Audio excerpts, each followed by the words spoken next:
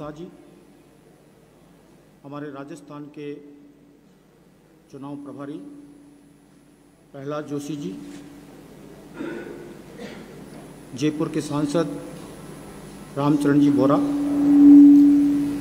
जयपुर की महापौर सौम्या गुर्जर जी, मैं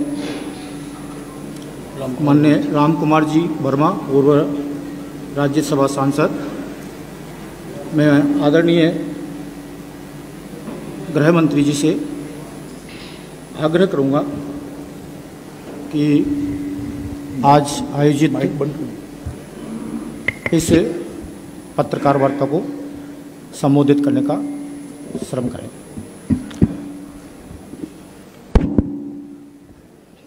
मित्रों, आज की पत्रकार वार्ता में आप सभी का स्वागत है। जैसा कि हम सब जानते हैं, आज राजस्थान का 2023 विधानसभा का चुनाव का प्रचार समाप्त हो जाएगा और 3 दिसंबर को मतगणना होने वाली है। मैं विगत 6 महीनों से राजस्थान में संगठनात्मक और चुनावी काम के लिए मेरा दौरा हुआ है। पूरे राजस्थान का दौरा कर मैं विश्वास के साथ बताना चाहता हूं कि राजस्थान में अगली सरकार भारतीय जनता पार्टी की बन रही है।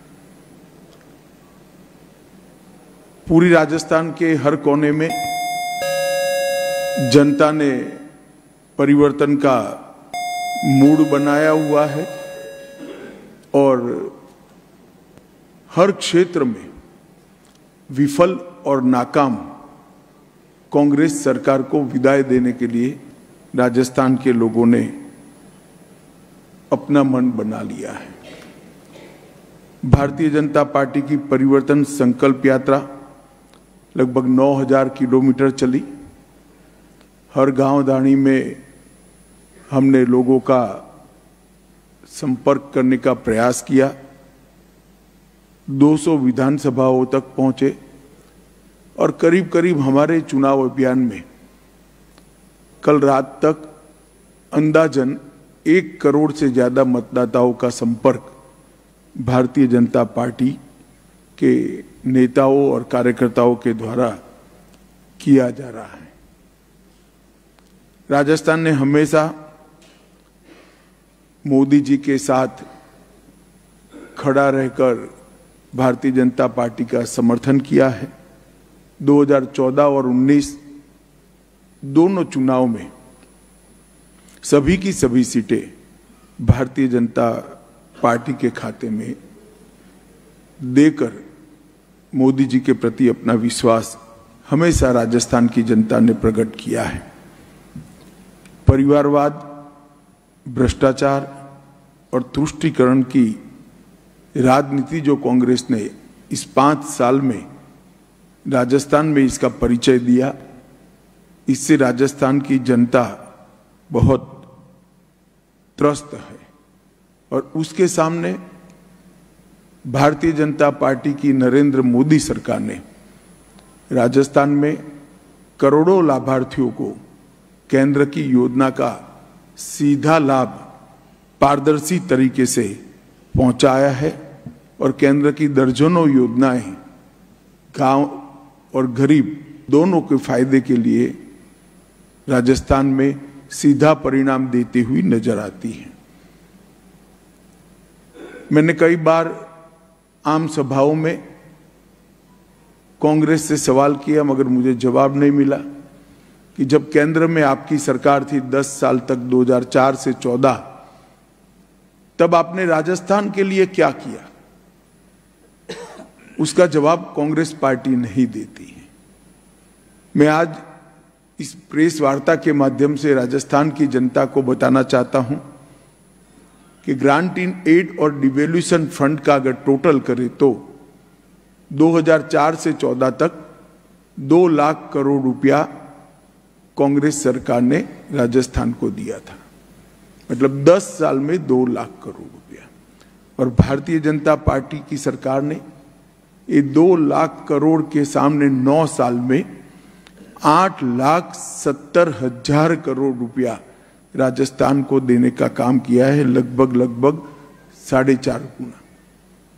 और इसके साथ साथ 7 लाख करोड़ के और काम जो केंद्रीय प्रोजेक्ट के रूप में, जैसे नेशनल हाईवेज हैं, रेलवे स्टेशनों का अपग्रेडेशन है, नई रेलवे लाइन बिछानी है, 6,000 करोड़ के खर्चे से कोटा में नया ग्रीनफील्ड हवाई अड्डा बनाना है, बीकानेर, जैसलमेर और किशनगढ़ हवाई अड्डे शुरू करना हो, बीकानेर में 1,000 मेगावाट का सौर पार्क, जैसलमेर में 800 मेगावाट का सौर park, Bhadla solar park phase 3 5,000 megawatt और लगभग 5 करोड़ लोगों को किसान सम्मान निधि, नल से जल, आयुष्मान भारत योजना, शौचालय, मुफ्त अनाज, उज्ज्वला योजना और प्रधानमंत्री आवास योजना के बेनिफिट हमने पहुंचाए हैं। राजस्थान सरकार ने 5 साल में सबसे खराब स्थिति अगर किसकी रही है तो महिलाओं की रही है, दलितों की रही है। महिलाओं और दलितों पर अत्याचार के ढेर सारे मामले राजस्थान में अब देखने को मिलते हैं और गहलोत सरकार में तुष्टीकरण की राजनीति चरम सीमा पर। ये 5 साल में छबड़ा, भीलवाड़ा, करौली, जोधपुर, चित्तौड़गढ़, नौहर, मेवात, मालपुरा, जयपुर सुनियोजित दंगे हुए। दंगाइयों पर कोई कठोर कार्यवाही राजस्थान सरकार की ओर से वोट बैंक पॉलिटिक्स के कारण नहीं हुई। और उदयपुर में कन्हैयालाल तेली, भीलवाड़ा में आदर्श तापड़िया, चित्तौड़गढ़ में रतन सोनी, झालावाड़ में कृष्णा वाल्मीकि, जयपुर में मनु वैष्णव, बांसवाड़ा में गौरांग भट्ट, ढेर सारे नृशंस हत्या के केस भी तुष्टीकरण की राजनीति के चलते कोई प्रकार की कठोर कानूनी कार्यवाही के बगैर लटके हुए नजर आते हैं। सालासर में राम दरबार पर बुलडोजर घुमाया, अलवर में शिवलिंग को ड्रिलिंग मशीन से तोड़ दिया, कठुमर में गौशाला पर बुलडोजर घुमा दिया। ऐसे कई सारे तुष्टीकरण के विकृत मामले राजस्थान सरकार से देखने को मिले हैं। महिलाओं पर दुष्कर्म की बात करें तो 5 साल में 2 लाख से ज्यादा महिलाओं के खिलाफ अपराध के मुकदमे राजस्थान में दर्ज हुए हैं।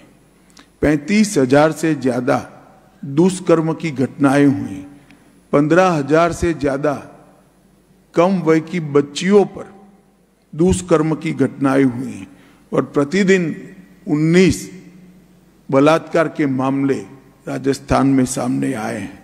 देश भर के जो बलात्कार के मामले हैं उसमें से राजस्थान में 22% बलात्कार के मामले हैं और यहां तक कि अब दरोगा भी बलात्कार के मामलों में लिप्त पाए जाते हैं। फिर भी अशोक गहलोत सरकार का पेट का पानी नहीं हिलता है। ये महिलाओं का गुस्सा हम जहां जहां गए वहां हमें दिखाई पड़ा है और महिलाएं एकजुट होकर अशोक गहलोत सरकार के खिलाफ और नरेंद्र मोदी जी के साथ नजर में आती हैं।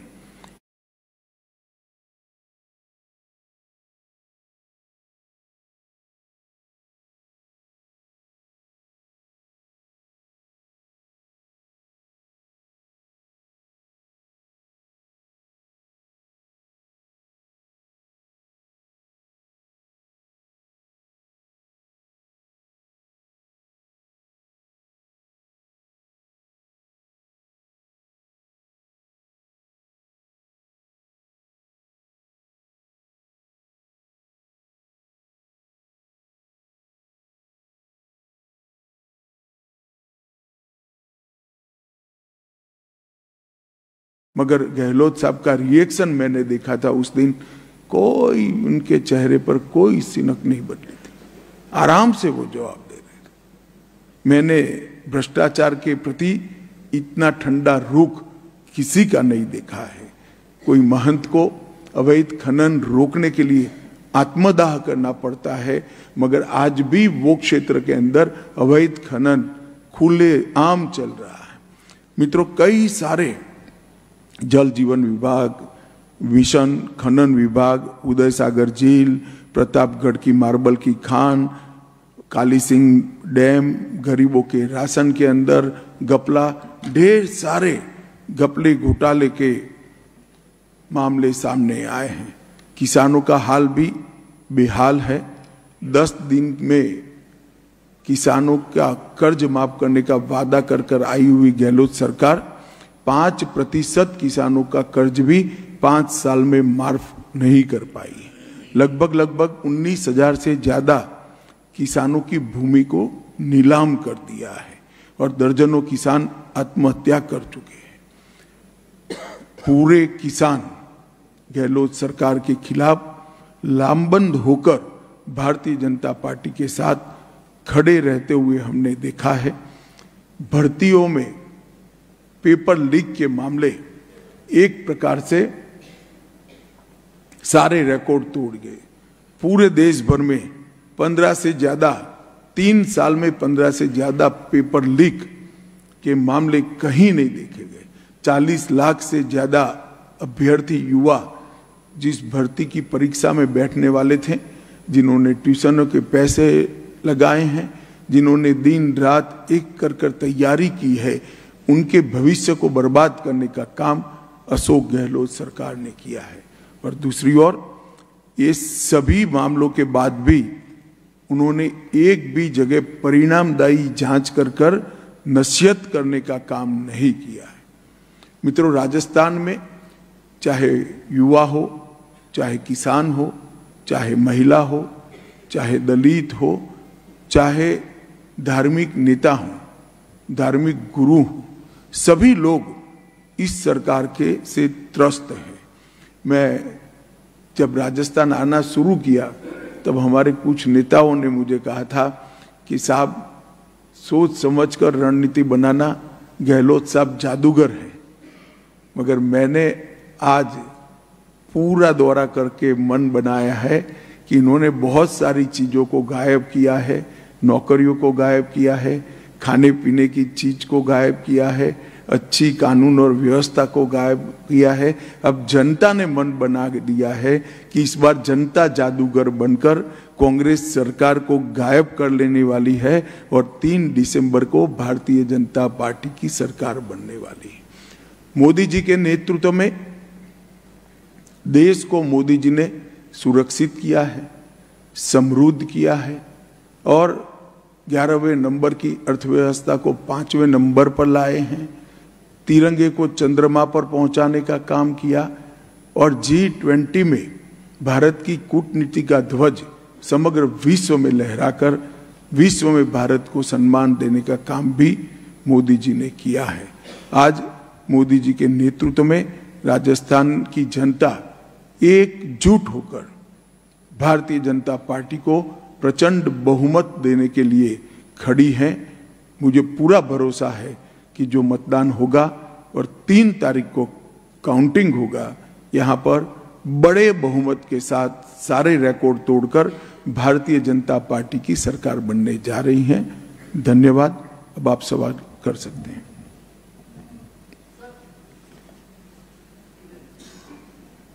बताओ भाई।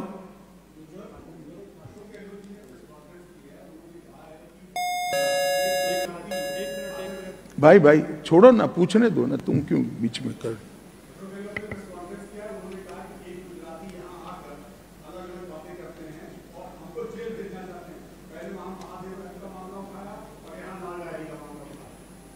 नहीं, इसमें लाल डायरी के कंटेंट के बारे में वो कुछ कहते हैं या नहीं कहते हैं? मुद्दा लाल डायरी का मामला कौन उठा रहा है नहीं है, मैं गहलोत साहब को कहता हूं, लाल डायरी के मुद्दे को तो भाजपा के कार्यकर्ता वाचा दे रहे हैं। सवाल आपसे राजस्थान की जनता कर रही है कि क्या है लाल डायरी में, क्यों डर रहे हैं?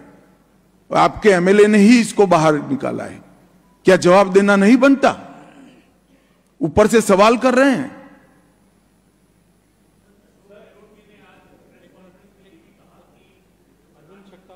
एक भाई रहने दो ना तुम।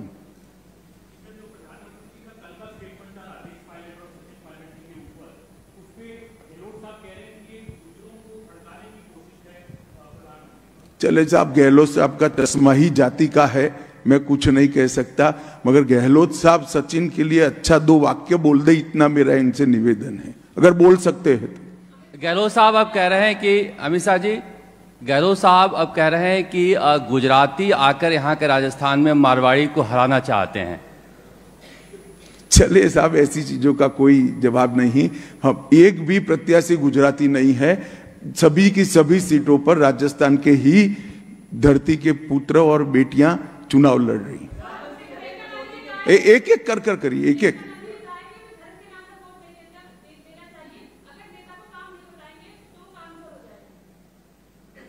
मैंने काम का हिसाब उनका दिया है, आपको उनको सवाल करना चाहिए। क्या लग रहा है आपको, गरिमा तार-तार हो रही? देखिए, जब जब भी मोदी जी के लिए अपमानजनक शब्दों का प्रयोग कांग्रेस ने किया, देश की जनता ने, कोई भी राज्य हो, इसका जवाब दिया है। मुझे भरोसा है कि मोदी जी के लिए अपशब्दों का प्रयोग जो राजस्थान में किया गया है, मतदान में राजस्थान की जनता इसका जरूर जवाब देगी।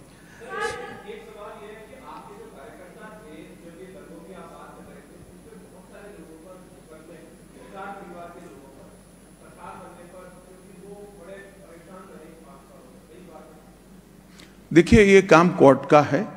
राज्य सरकार बनकर एक तटस्थ जांच कर अपनी रिपोर्ट कोर्ट के सामने करेगी, कोर्ट इस पर निर्णय करेगी। सर,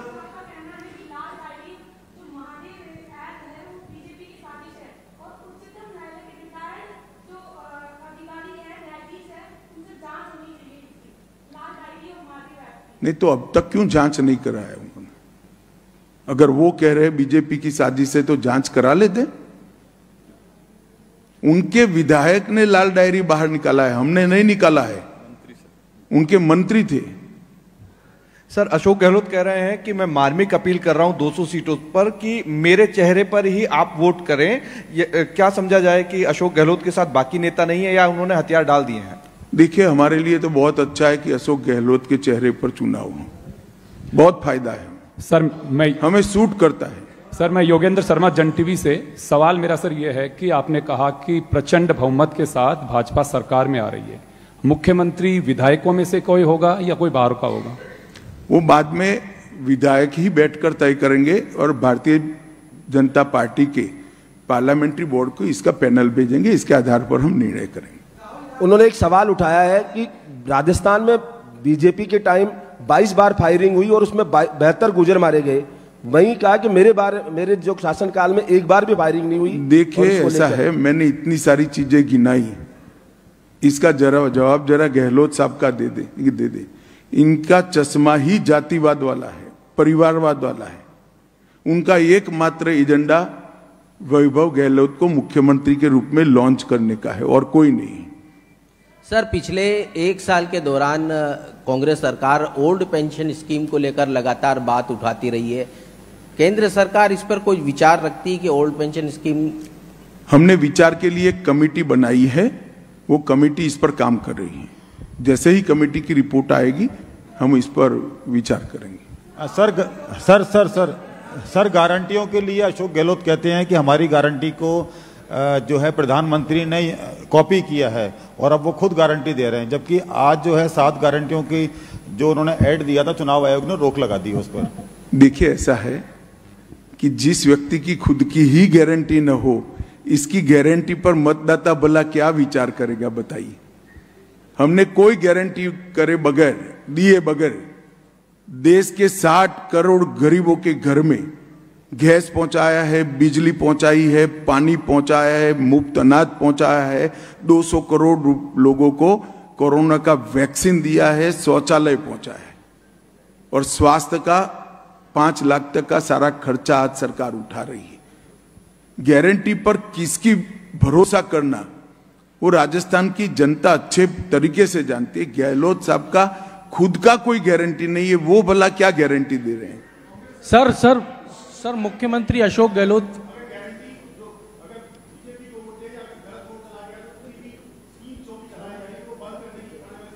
ये सारी स्कीमें अंतिम 6 महीने में क्यों चलाई है? मैं विनम्रता के साथ अशोक गहलोत जी को पूछना चाहता हूं, 5 साल तक क्यों नहीं चलाई हुई?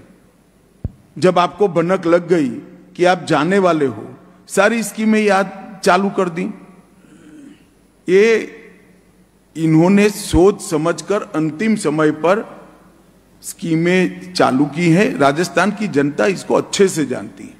सर अशोक गहलोत ये कहते हैं कि भाजपा कभी भी विकास पे बात नहीं करती और भाजपा विकास के अलावा बाकी सब चीजों पे बात करती है।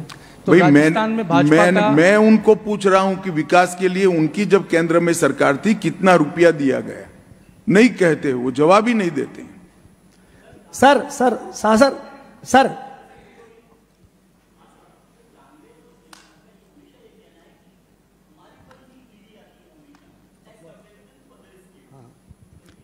देखिए, ये इनका भ्रष्टाचार को शील्ड करने का एक जवाब है। इस देश में कोर्ट है या नहीं है भाई? अगर गैरकानूनी तरीके से हुआ है तो तुरंत कोर्ट में चला जाना चाहिए। सर कल मोदी का रोड शो था, उसके बाद एक रिएक्शन आया आदर्श नगर विधानसभा से। वहां उम्र दराज चुनाव लड़ रहे थे, उन्होंने कांग्रेस को समर्थन दे दिया। छोड़ो, ऐसे विधानसभा से क्या सवाल? शासन में इसलिए कह रहा हूं, छोड़ो भाई, ऐसे सवाल नहीं होते यार जी। कांग्रेस हो गई बात, आपने एक पूछ लिया ना। सर मुख्यमंत्री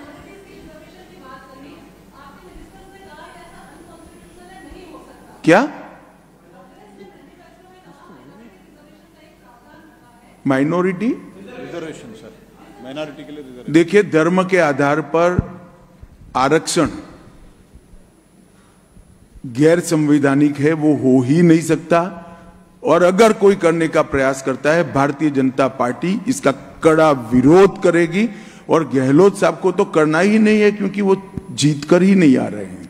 कांग्रेस सरकार और राहुल गांधी लगातार 6 महीने से जातिगत जनगणना की बात कर रहे हैं, बीजेपी का क्या कहना है? देखिए, कांग्रेस पार्टी हमेशा से पिछड़ा वर्ग विरोधी पार्टी है। मैं राहुल गांधी जी को 3 ही सवाल पूछना चाहता हूं। मंडल कमीशन की रिपोर्ट को किसने दबाकर रखा था?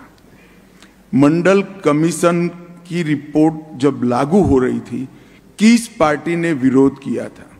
विपक्ष के नेता राजीव गांधी थे, उन्हीं ने विरोध किया था। और आज तक 70 साल में कांग्रेस ने पिछड़ा वर्ग आयोग को संवैधानिक मान्यता नहीं दी, जो नरेंद्र मोदी जी के प्रधानमंत्री बनने के बाद दी गई है। राहुल गांधी जी को कुछ एनजीओ 1-2 चीजें पकड़ा देते हैं तो नया कागज नहीं आता है, तब तक वो ही बोलते रहते हैं। सर मेरा नाम प्रीति चौहान है। सर मैं दिल्ली से हूँ। सर अशोक गहलोत जी का कहना है कि गांव और ढाणियों में अशोक गहलोत जी का चेहरा लोग पहचानते हैं और उनके काम पर उन्हें वोट देंगे। बहुत अच्छे तरीके से पहचानते हैं, वो सब जानते हैं कि राजस्थान का बंटाधार इसी चेहरे ने किया है।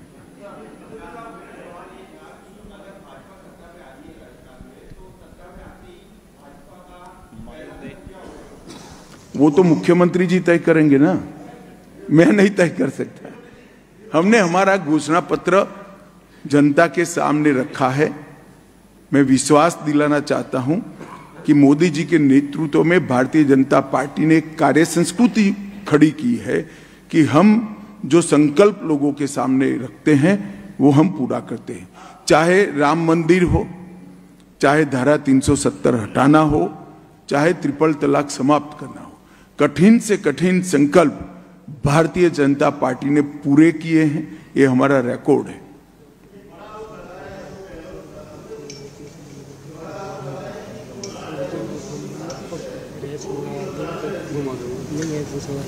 राजस्थान का गृह मंत्रालय तो उनके साथ ही है भाई। खुद साजिश रचकर कैसे आरोप कर सकते?